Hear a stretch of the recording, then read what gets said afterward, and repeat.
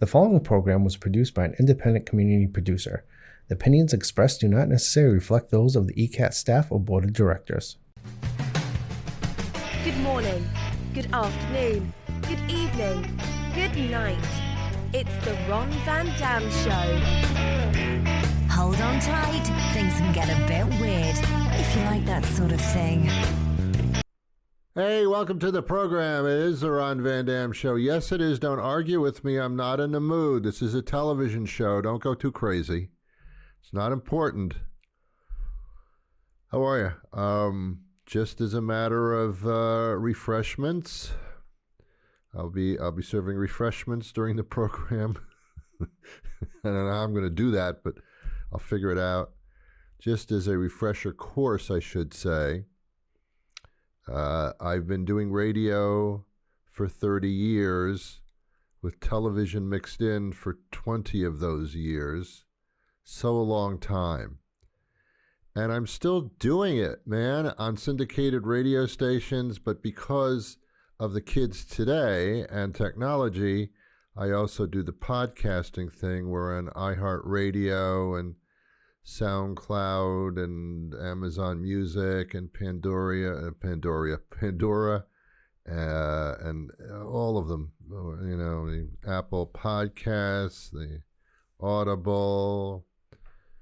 We're on the side of Cheese Whiz cans everywhere. Milk cartons, you can see my picture there, all over the place. Anyway, welcome to the show. What happens here is kind of unbelievable. I talk about things that all of us experience, have problems with, have concerns about, and yet we don't talk about them too much, at least not publicly. So that's what I'm doing here. I have lived most of my life with common sense and observing things that make no sense whatsoever, and here I am. I did a morning show on Boston area radio stations, 3 different ones, in the span of 25 years. And I did the morning talk show from like 6 in the morning till 9 in the morning on weekdays for these stations. And I've interviewed thousands and thousands of experts on various subjects and topics, so I'm very well informed. Problem is I can't remember any of them because I'm getting older, so there you go. And thus is the thesis, one of the subjects of this show today. But I'm sorry, I'm rude. And your name is?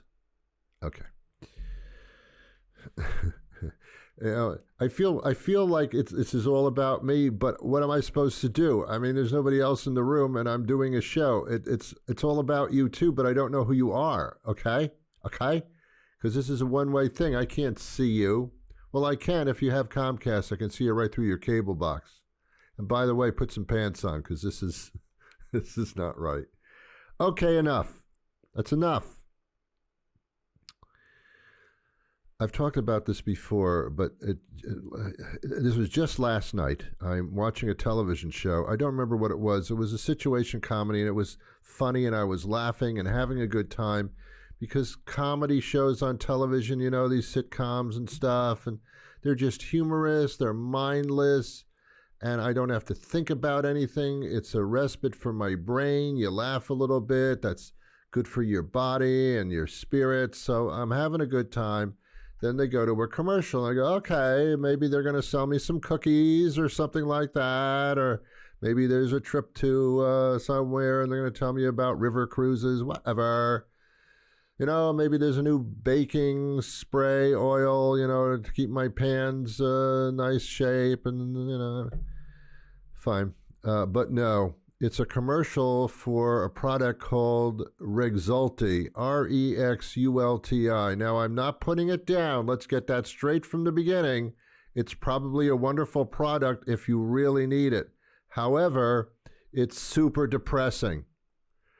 And I'm sick of being depressed by other people at their whim.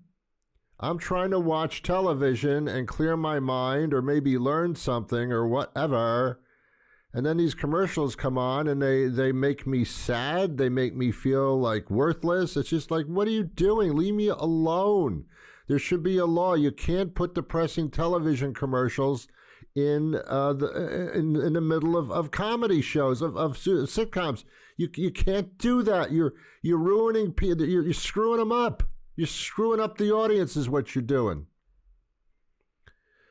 Rexulti is a medicine that you take prescribed by your doctor. You must have a prescription, and it treats depression, agitation due to dementia, Alzheimer's disease. When you get older, you lose brain function. You become very combative. You don't know who anybody is. It's a horrible thing. Chances are your grandparents or parents have this, had it, somebody in your family. It's an awful thing. We as human beings, when we get older, what we fear really more than anything is the loss of our brain, to the point where we don't know who anybody is. You can't remember what you did. And that little thing like, oh, why did I come into this room? That's not funny anymore when you get older. That has another dimension to it. So there's this prescription drug called Rexulti. And in the television commercial, they tell you about all these horrible things that can happen to you. I thank you. I'm trying to clear my brain of this thing, and you're giving me a commercial about how that my brain can go lame. Stop it. Just leave me alone. Let me watch the show. It's a well-needed medication. My God, I mean, if you're caring for somebody who has dementia, it's indescribably awful. But it's life, sometimes. Anyway, they're telling you to speak to your doctor, which you have to do because you can't just go in the store and get it yourself. It's not like Robitussin or anything. You have to have a prescription for it. So they say consult with your doctor, tell your doctor about Rexulti. And it's like, okay, wait a minute. I'm telling my doctor about something that my doctor should be no more. My doctor is not going to prescribe something that I asked them to prescribe. It doesn't work like that. It's, all right, we know your condition. We know the condition that we're treating here, but we have our own medicines from people that walked in and offered us Bermuda vacation, so we know what to prescribe. That's a joke. That part was a joke, by the way. Okay. So anyway, so I watched the commercial because I don't know why, because it's on, and I didn't feel like getting up and moving yet. They tell you about all these wonderful things that these drugs can do. They can take away the anger and the aggression and the agitation, and maybe even improve your condition just a bit, your brain function just a bit, to get you through this maybe. But then the second half of the commercial, there's a fast-talking person who tells you about all the risks of taking this medication, all the side effects, the things that can happen to you, possibly. So remember, we're treating extreme depression, and we're treating dementia, Alzheimer's, agitation due to those things. That's what we're treating. Here are the side effects, the things that possibly could happen when you take this medication. There's a risk of death. Oh, okay. That seems a little worse at this point. There's also a risk of suicidal thoughts. I thought that's what we're trying to cure. There's also a risk of a stroke, heart failure. It could happen. High blood pressure, fever, high pulse readings, extreme readings in those senses, which of course can lead to sudden death. As a side effect, it's death that we're concerned about here. Also, uncontrollable body movements. Okay. Oh boy. High blood sugar, extremely high blood sugar to the point where you faint. And fainting and falling is a possible side effect a side effect that is almost like, that could really happen. Low white blood cell count. I assume that's not good. Increased fat levels. That's probably what I'm least concerned about if I put on a little weight. Although if you put on too much, that's cholesterol, and bye-bye there. It could also, as a side effect, seizures. Difficulty swallowing. I need to swallow.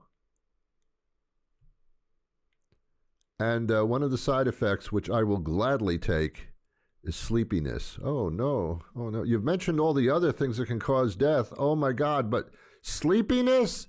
No. Now we're going to put you on Rexulti. We're going to put your grandmother on Rexulti. Okay, I think I have to think about this. Well, it's better off than the way they are now. This is like Sophie's Choice. Like, oh my God. I'm being serious, but I'm also being sarcastic, okay? I'm doing a little bit of both. Bottom line is, this is a horrible topic to discuss on the radio. But I'm demonstrating the side effects of some of these medications. And by law, they have to list them, and they do. But it's not something that I need. Yeah. I know some people are struggling with this, and to them, this may be okay and a good option. But you see, here's the thing. I'm not struggling with this right now. So, why are you ruining my life now? Stop bombarding me with these medical commercials about all the horrible things that can happen to you. All these medical conditions that if you don't have, you probably could, you probably do, and you don't know it. Just in case, we're going to tell you about these things. Shouldn't that be a doctor thing? Shouldn't the doctor say, I'm diagnosing you with this, here are your options, and here are the precautions and the safety thing I have to go. Shouldn't that happen in a doctor's office, not while I'm watching television?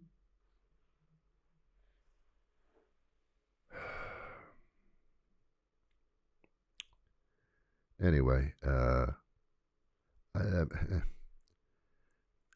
if we're not talking about these horrible diseases that people can get, and we know people that have these things, one of the weirdest ones are medications for depression, which can cause, as a side effect, depression. I'm depressed. Well, we have this medication. Okay, what's the side effect? Depression, the very thing you have. Well, yeah, I take chances here. That makes no sense to me whatsoever. And then, oh my God, here comes another category of television commercials that I cannot do it. I can't watch them. That's when they have the sick dogs, the skinny, emaciated dogs that have been abandoned by their owners. You can see their ribs, their tongues are hanging out. They look like they're like one tick away from hey. You know what I mean? And then in the background, Melissa Manchester singing a sad song. Oh, they're gonna die if you don't help them now. I don't know if that's the song, but that's the crux of it. I can't watch that. I can't watch sick, emaciated living things. I'm watching a comedy show. Let me have my time. We deal with the news and horrible things around the world all the time. We can find out about them at a moment's notice because we're so connected in a bad way. Give me just a little time to watch a little TV and relax and take my mind off of the problems of the day. Nope, sorry, we're going to bombard you with all the diseases you could possibly have and all the things can happen to you if you try to solve them. We're going to show you emaciated animals. That's what we're going to do. And then when some guy from Rhode Island named Jack something, he's going to make sure that if you slip and fall, you can sue somebody, and, that could be you someday. Come on, man.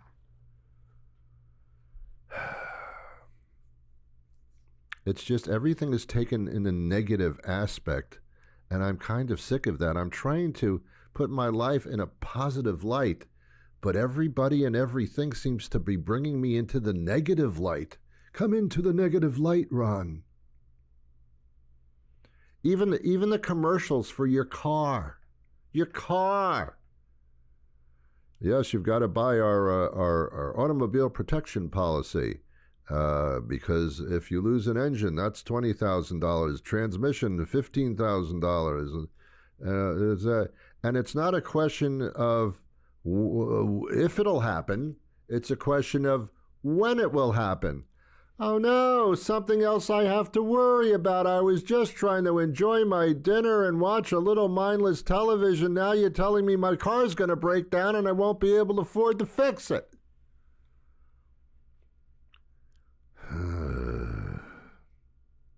All right, that's enough. That's enough. That's enough. I'm going to move on. Every once in a while, I go to CVS to pick up a prescription because I can't afford to buy their products on the shelves, but I do have my prescriptions there. And every time I go in there to pick up a prescription, or maybe for some reason I bought something from the store, God forbid I have enough money for that, they send me a survey. I'm not picking on CVS because they're not the only people that do it. A lot of these companies think that if we do these we send surveys out by email of people that shopped in our store, and it makes them feel like they're important and that their opinion matters, when indeed it does not. It does not matter. But it makes them feel like they matter, but they don't. We're going to do the same stuff we've always been doing, but we'll get your opinions and find out how many people don't like us or how many people love us, but it doesn't really matter. So I get these things from CVS, and sometimes it's like 2 hours after I left the store. It's like, how do you do this so fast? And they asked me the questions, did you find everything you were looking for? Well, are you talking about in life or as far as the store is concerned? No, the store, idiot. Did I find everything I was looking for? Yeah, my prescriptions were there. I mean, you called and told me they were there, so I don't understand. Do you find that the store offers value to the customers? Well, don't open yourself up for that stuff because no, I don't. I'll give you the lowest. I see your lowest rating is 0. Can we get into the minus numbers? No, there's no value in your store. If there was, you'd price the stuff like it was in the other places that sell that stuff. Yours is the highest, so no. And then they go through some other questions. Did any people working the store greet you when you came in? What does that mean? What are they supposed to say? I don't know. But the last question is the one that I just love. And that's it. The question is, would you recommend our store to your friends? Well, here we go. You asked, I will tell. First of all, assuming I have friends, no. No. I wouldn't recommend your store to my deepest enemy because even that's too cruel. And I don't want people coming back to me and saying, Ron, what the hell did you do? You recommended this place. I went in there. It's too expensive. It doesn't work out. What are you doing to me? Why did you recommend something that is so sucky? Because I have horrible taste? No, it's because I don't like you and I wanted you to go through an awful experience, so I sent you into that store. It just gets too convoluted. Yeah, would I recommend a family member to that store? No. Of course not. And then they ask why. Well, I don't know what to say. I think they limit you to like 16 pages, so I don't know what to say. So I just I don't know. Stop sending me surveys. I mean, I love them because I will nail you to the wall with my responses.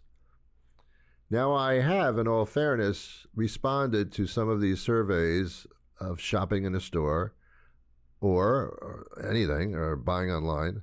I have responded very favorably to some of them. And it's usually when the price is reasonable, not the lowest, but it's reasonable, but it's the customer service. Customer service is at the top of consideration for recommendation. Now, listen to me. This is television. You can tell that I am not 16 years old. I am not even 17 years old. I am not even 18 years old. I am even not 19 years old. I'm not even like 20 years old. Do we have time to go through all of this? I'm a little bit older than 32. All right, I'm a little bit older than 40. Now, beyond that, let's just shut up, okay? I think you get the idea. Duh.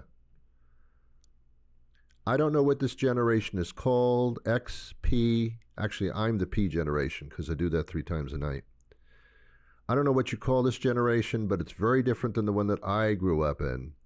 And here's what happened when I was growing up and a young adult. We had a thing called telephones. And some of them were cellular, but most of them not. They were landlines. They were plugged into the wall. You were on a tether. And when I dialed the number of a store or a company, the phone would ring, and after about 2 or 3 rings, a person would answer the phone. Not a robot, no, no, no. A real, living, breathing person. And they said, "Good morning, good afternoon, how may I help you?"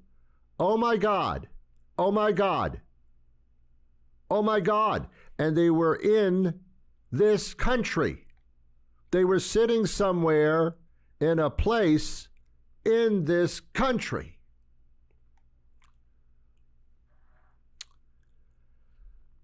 And I would tell them what department I wanted or what my question was, and they said, "Hold on, I'll put you through to that department."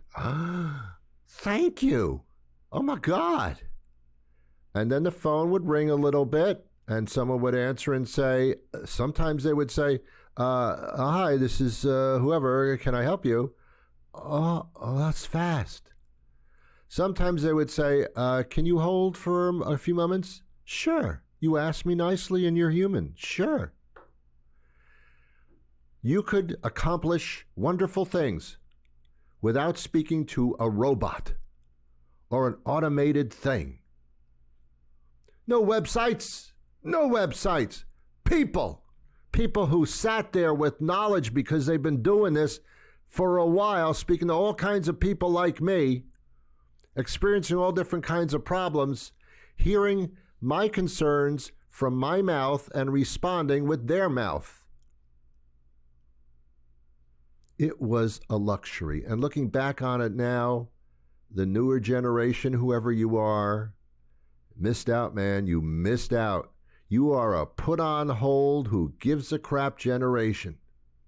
Nobody wants to help you. They'll direct you to a website. I can't help you. I'm not interested. Go to our website. They've got some questions that are frequently asked. Other than that, I don't know what to tell you. Or you call a place on the phone, trying to use the phone, and they say, "We're experiencing a heavy call volume." You say that every single time, every single day, every single hour. Some of them are still saying in the recording, "Because of the coronavirus, we're experiencing..." It's over, man.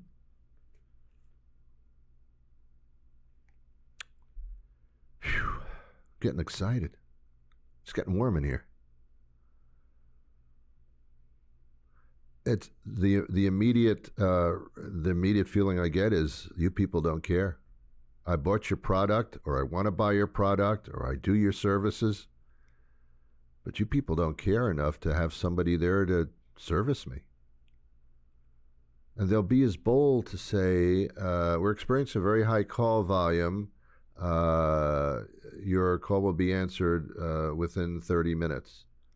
What, I'm supposed to be on hold for 30 minutes? I buy your product. You're making me sit here for 30 minutes?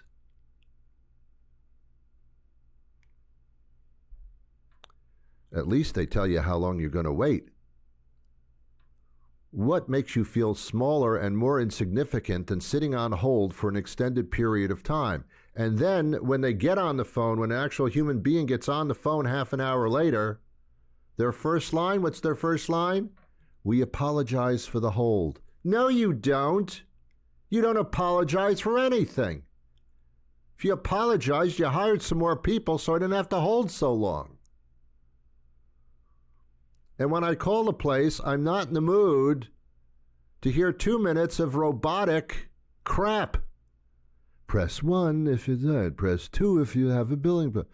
Press 3 if you have a service problem. Press 4 if you don't know who you are. Press 5 if you only have 2 shoes. Press 6 if you don't have anybody else in your life that you can connect to right now. Press 8 if you're losing your hair. Press 9 if you found your hair. Come on, man.